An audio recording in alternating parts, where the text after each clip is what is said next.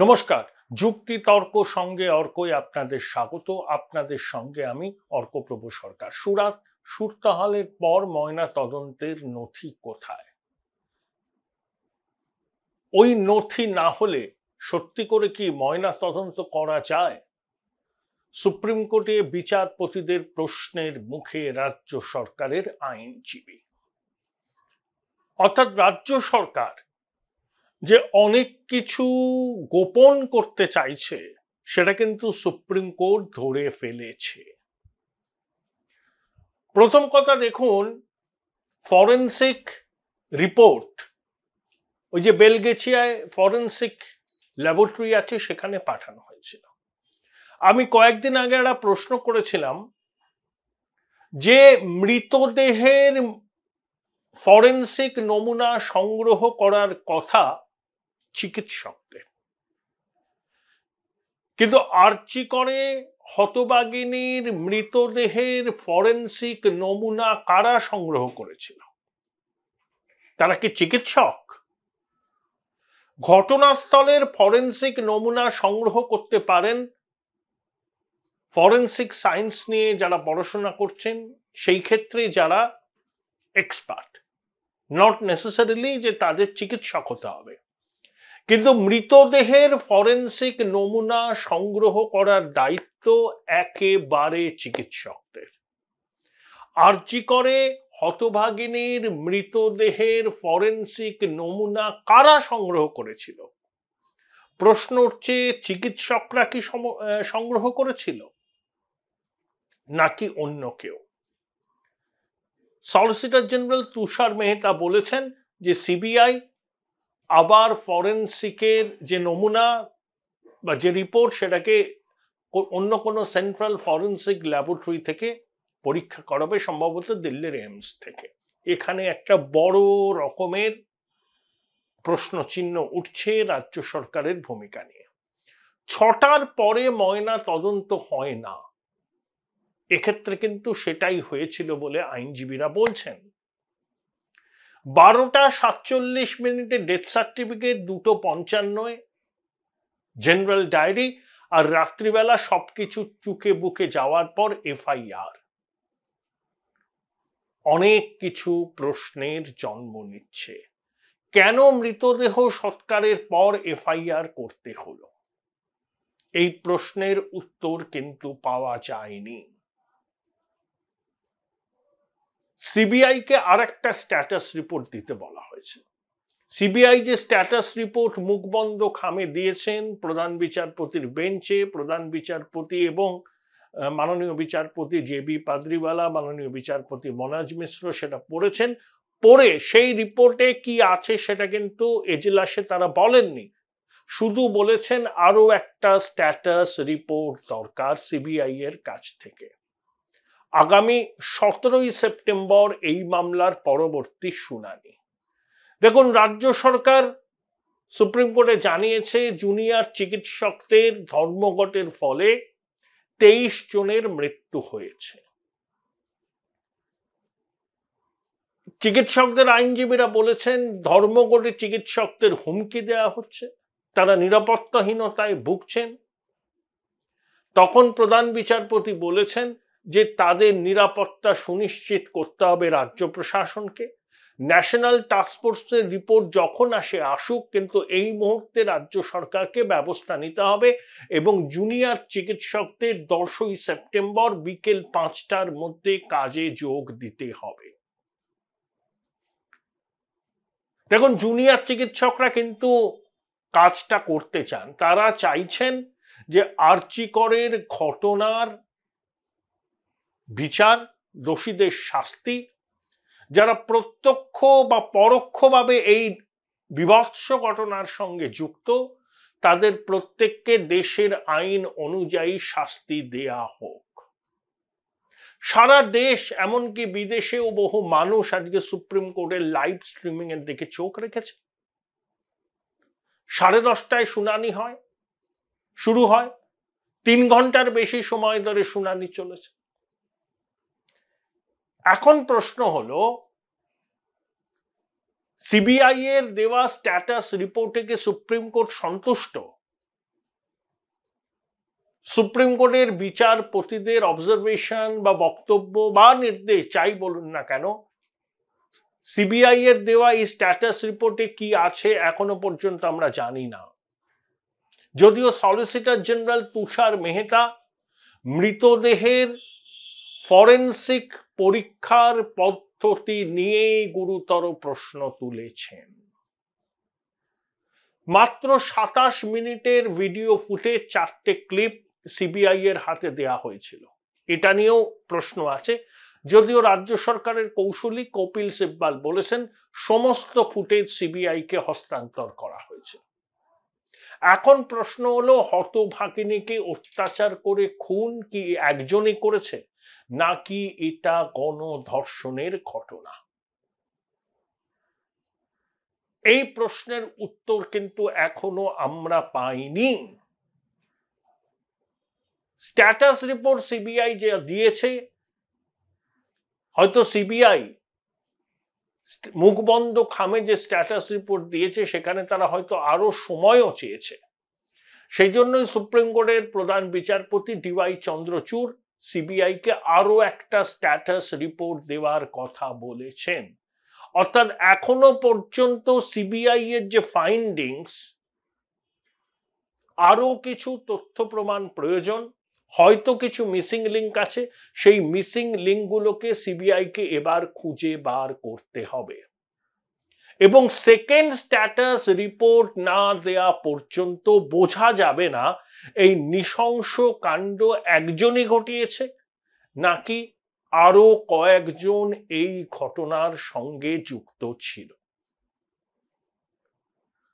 CISF এর নিরাপত্তা সুনিশ্চিত করতে বলেছে সুপ্রিম কোর্ট, বিশেষ করে মহিলা জওয়ানদের, তাদের থাকা, তাদের ডিউটি করার ক্ষেত্রে যাতে কোনো সমস্যা না হয়, ট্রান্সপোর্টেশন নিয়ে কোনো সমস্যা না হয় সেটা এনশিওর করতে বলা হয়েছে। কপিল সিব্বাল দেখলাম বলছেন খুব কাছাকাছি নাকি সিআইএসএফ এর পার্সোনালদের রাখা হয়েছিল, কিন্তু যে বেসিক লজিস্টিক্স দেওয়ার কথা সিআইএসএফ এর জওয়ানদের, যেমন বডি ক্যামেরা, যেমন মেটাল ডিটেক্টর, সেগুলো কিন্তু তারা পায়নি। তাই মাননীয় প্রধান বিচারপতি বলেছেন এই বিষয়গুলোকে যথাসম্ভব দ্রুততার সঙ্গে রাজ্য সরকারকে করতে হবে। দেখুন, জুনিয়র চিকিৎসকরাও তো কাজে ফিরতে চান। তারা দাবি করছেন যে হতভাগিনীর হত্যাকারী কে বা কারা সেটা জনসমক্ষে আনা হোক, কারণ তারা আতঙ্কের মধ্যে রয়েছেন। তাদের ধারণা হয়েছে হত্যাকারীরা এখনো প্রকাশ্যে ঘুরে বেড়াচ্ছে, সেই জন্য তারা নিরাপত্তাহীনতায় ভুগছে এবং তাদেরকে হুমকি দেওয়ার ঘটনাও কিন্তু সামনে আসছে, এবং সেটা নিয়ে চিকিৎসকদের আইনজীবীরা সুপ্রিম কোর্টে সওয়াল পর্যন্ত করেছেন। প্রধান বিচারপতি তাৎপর্যপূর্ণভাবে বলেছেন যে 10ই সেপ্টেম্বর বিকেল 5টার মধ্যে জুনিয়র চিকিৎসকদের কাজে ফিরতে হবে। যদি তারা না ফেরেন, তারপর যদি রাজ্য প্রশাসন কোনো দমনমূলক ব্যবস্থা নেয়, তাহলে সুপ্রিম কোর্টের কিন্তু কিছু করণীয় থাকবে না। এবং একই সঙ্গে রাজ্য সরকারকে চিকিৎসকদের নিরাপত্তা সুনিশ্চিত করতে বলেছেন। ন্যাশনাল টাস্কফোর্স কবে রিপোর্ট দেবে, সেই রিপোর্টের সুপারিশ কি হবে, সেই রিপোর্ট কবে গৃহীত হবে, সেটা কিন্তু একটু দীর্ঘসূত্রিতা থাকবে। সেই দীর্ঘসূত্রিতার বিষয়টাকে এখানে যেন প্রাধান্য দেয়া না হয়, এখানে যেন মানে যত দ্রুত সম্ভব রাজ্য সরকারের চিকিৎসকদের নিরাপত্তা সুনিশ্চিত করতে হবে। অনেকে ভেবেছিলেন বোধহয় আজকেই সুপ্রিম কোর্ট কোনো ভার্ডিক্ট দেবে। সুপ্রিম কোর্ট তো ভার্ডিক্ট দিতে পারে না। সুপ্রিম কোর্ট মনিটরড ইনভেস্টিগেশন হচ্ছে, স্ট্যাটাস রিপোর্ট জমা পড়েছে সুপ্রিম কোর্টে। সুপ্রিম কোর্ট সেই স্ট্যাটাস রিপোর্ট খতিয়ে দেখেছেন, খতিয়ে দেখে সিবিআই কে আর একটা স্ট্যাটাস রিপোর্ট দিতে বলেছেন, এবং সিবিআই কিছু মৌলিক প্রশ্ন তুলে দিয়েছে। এক, যে মৃতদেহের ফরেনসিক পরীক্ষা কারা করেছে, তারা কি চিকিৎসক? যদি চিকিৎসক না হয় তাহলে কিন্তু গুরুতর ল্যাপসেস, কারণ মৃতদেহের ফরেনসিক নমুনা সংগ্রহ করেন ফরেনসিক চিকিৎসকরা, আর ঘটনাস্থলের নমুনা, ফরেনসিক নমুনা সংগ্রহ করেন ফরেনসিক এক্সপার্টরা।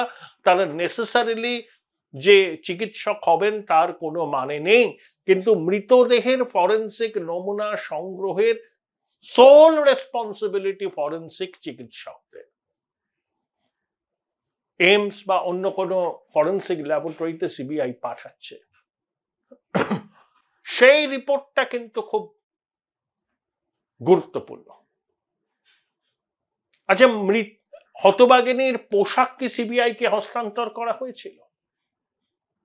মাত্র 27 মিনিটের ফুটেজ কেন দেয়া হলো? 6টার পরে ময়নাতদন্ত করার নিয়ম নেই, তা সন্ধ্যে 6টার পরে কেন ময়নাতদন্ত করা হলো? আর সব থেকে পার্টিনেন্ট প্রশ্নটা সুপ্রিম কোর্ট আগেই তুলেছিল, সবকিছু হয়ে যাওয়ার পর কেন এফআইআর দাখিল হলো, এবং কি এফআইআর দাখিল হয়েছিল আপনারা সবাই জানেন। কে বয়ানটা লিখেছিল? মৃতার পরিবারের কেউ লিখতে পারেনি। মৃতার ঘনিষ্ঠ বন্ধু তারা আইনজীবীকে সঙ্গে করে নিয়ে গিয়েছিলেন, তিনিও লিখতে পারেননি।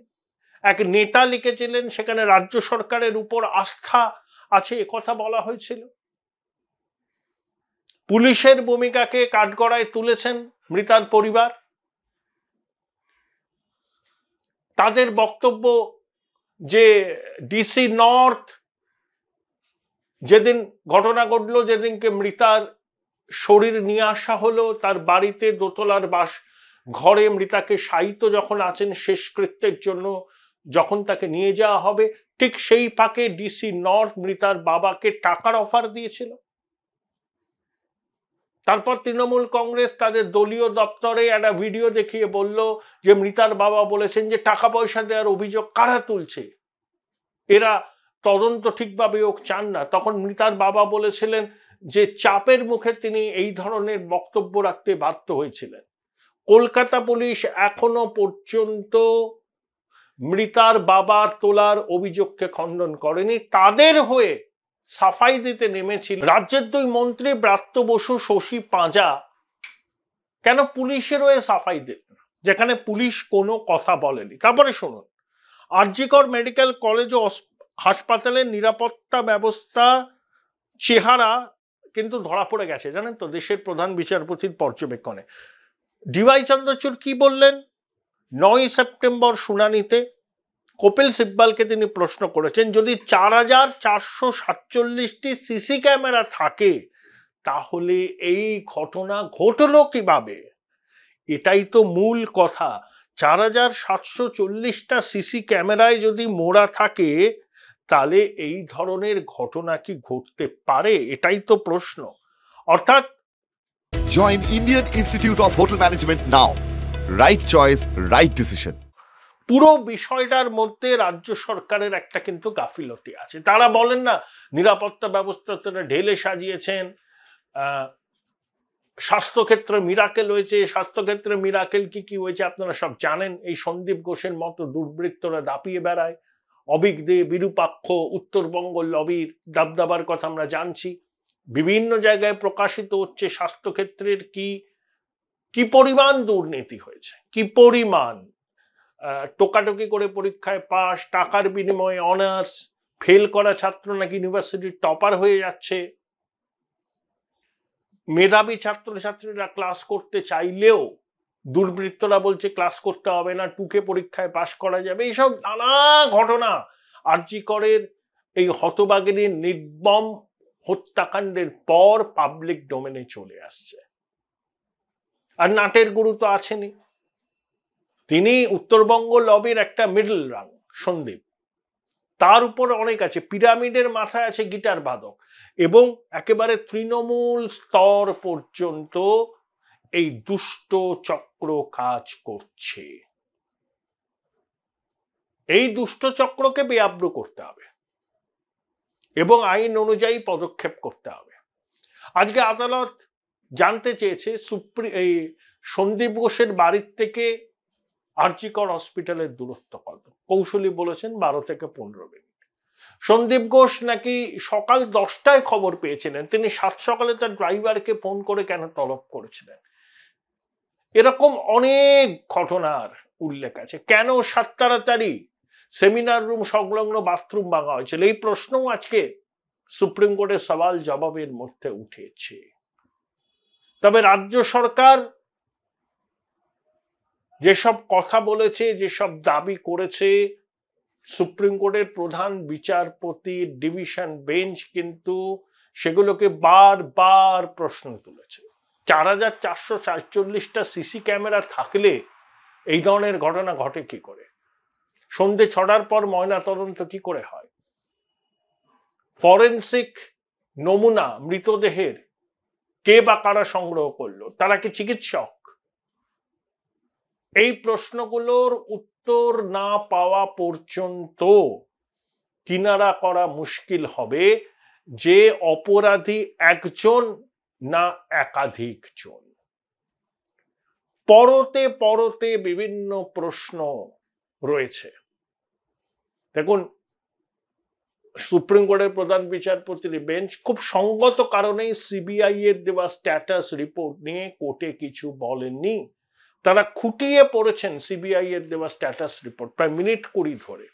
তারপর তারা সিবিআই কে আরেকটা স্ট্যাটাস রিপোর্ট দেওয়ার কথা বললেন। অর্থাৎ সিবিআই এর উপর সুপ্রিম কোর্টও কিন্তু চাপ বাড়াচ্ছে।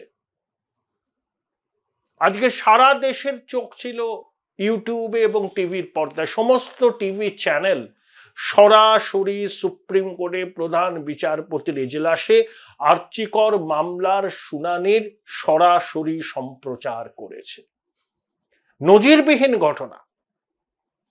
এখন জুনিয়র চিকিৎসকরা সুপ্রিম কোর্টের নির্দেশ মেনে কাল বিকেল 5টার মধ্যে কাজে ফিরবেন কিনা সেটা পরে জানা যাবে। তারা কাজেও করবেন এবং একই সঙ্গে তাদের প্রতিবাদ কর্মসূচি চালিয়ে যাবেন, এমনও হতে পারে। কিভাবে সেটা করবেন, কি মেকানিজম তারা ইভলভ করবেন, সেটা আমরা নিশ্চয়ই জানবো।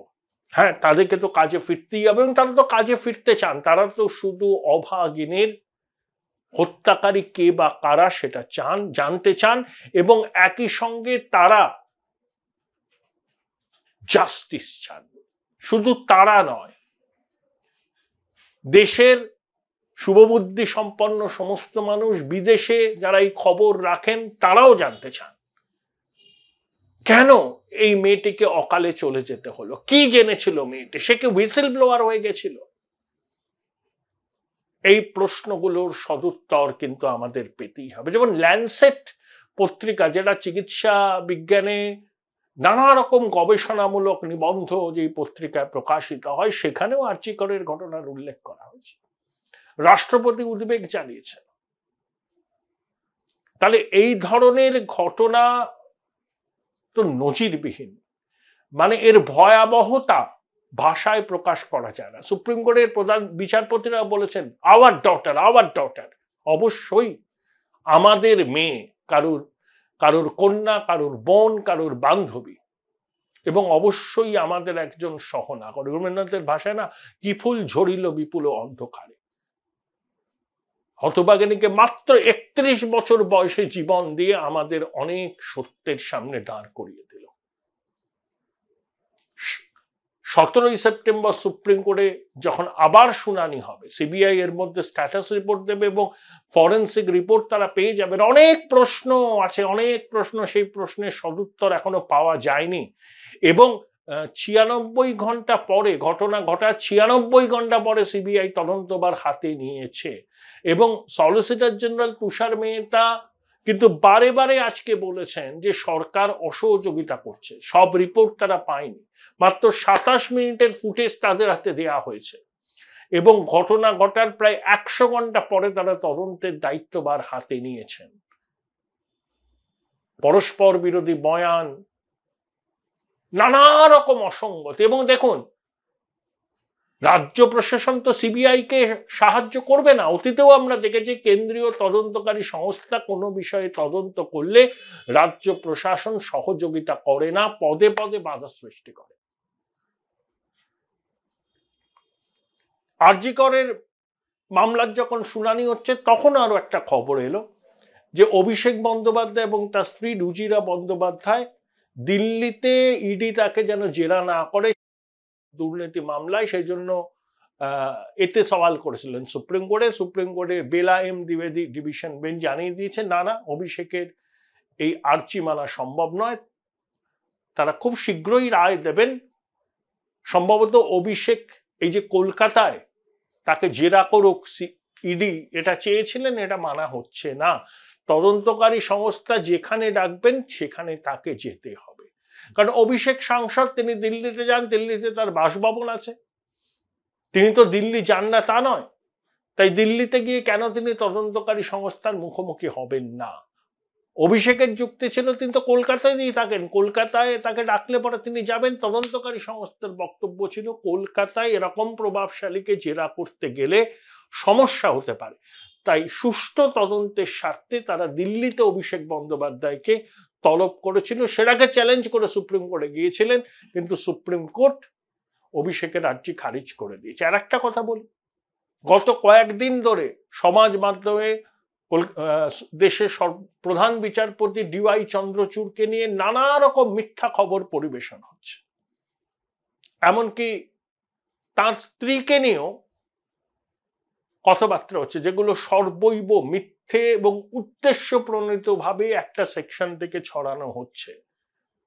এবং বহু ফোন আমাদের কাছেও আসছে, দাদা এই ঘটনা সত্যি কিনা।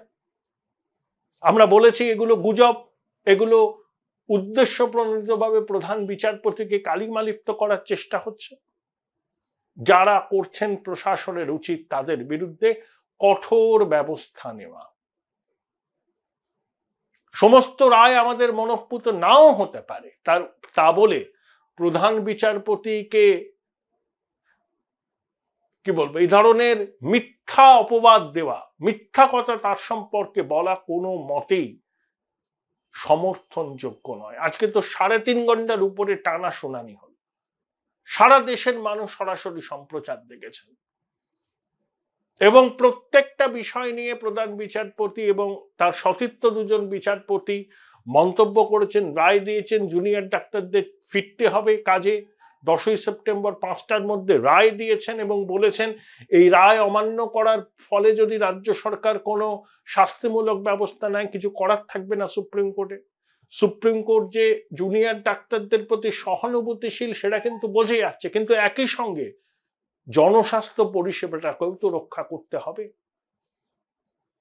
এবং রাজ্য সরকার যে কিছু একটা ঢাকতে চাইছে এটা কিন্তু সুপ্রিম কোর্ট বুঝে গেছে। সন্ধে 6টার পর ময়না তদন্ত হয় কখনো, এই প্রশ্ন তুলেছে। কে বা কারা মৃতদেহের ফরেনসিক নমুনা সংগ্রহ করেছে জানতে চেয়েছে সুপ্রিম কোর্ট। সিবিআইয়ের উপর যেমন সাধারণ মানুষের চাপ আছে দ্রুত তদন্তের নিষ্পত্তি, সুপ্রিম কোর্টও কিন্তু প্রথম স্ট্যাটাস রিপোর্টটা দেখে আর একটা স্ট্যাটাস রিপোর্ট চেয়েছে।